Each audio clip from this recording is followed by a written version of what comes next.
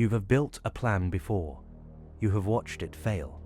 And then you built the next one exactly the same way. Not because you forgot what happened, because the version of yourself you planned for does not exist.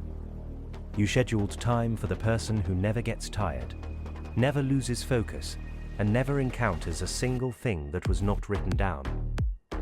That person has never shown up. You keep planning for them anyway.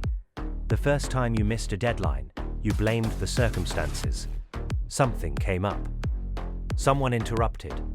The day did not cooperate. But the second time looked like the first, and the third, and the pattern you are looking at now has been running since childhood.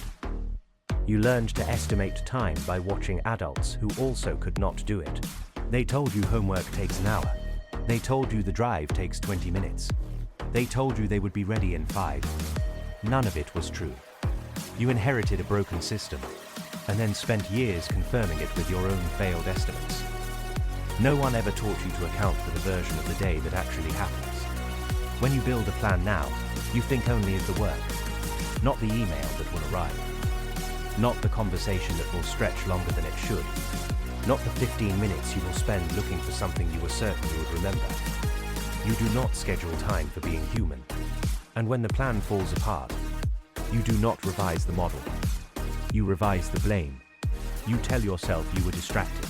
You tell yourself next time will be different. Next time, you will have more discipline. The explanation protects the planning method. It has to, because if the method is broken, then every deadline you have ever set was a guess you dressed up as a promise. I have watched people miss the same deadline 3 times and still not add buffer time to the 4th attempt. The optimism is not hope. It is a refusal to see what has already happened. You are not planning for the future. You are planning for a fantasy where the past does not repeat. And because the fantasy feels productive, you mistake it for preparation. The act of writing the plan down feels like progress. It is not. It is rehearsal for the same failure. This happens in work. It happens in relationships. You say you will call back in 10 minutes, and it becomes an hour. You say you will finish something tonight, and it becomes next week. The people around you stop trusting your timelines before you do. They have more data than you are willing to use. You are still operating on the belief that you are basically accurate, and the delays are exceptions.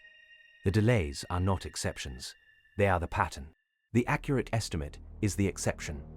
And it only happened because the task was so simple, there was no room left for you to be wrong. You are thinking this does not apply to you, that you have gotten better at estimating over time. That thought is why the next plan will fail the same way the last one did. Even when you know the pattern exists, you will not correct for it. Because correcting for it means adding time to the estimate. And adding time feels like admitting you are slow. So you build the plan for the efficient version of yourself, and then spend the deadline apologizing for being the real one. The cost is not just the missed deadline, it is the quiet erosion of trust. Other people stop believing your timelines. And eventually, so do you. But you keep making them, because stopping would mean admitting that you never knew how long anything actually takes. And that thought is worse than being late again. I am Draven. The pattern continues. It always does. Follow if this made you think. There is always more.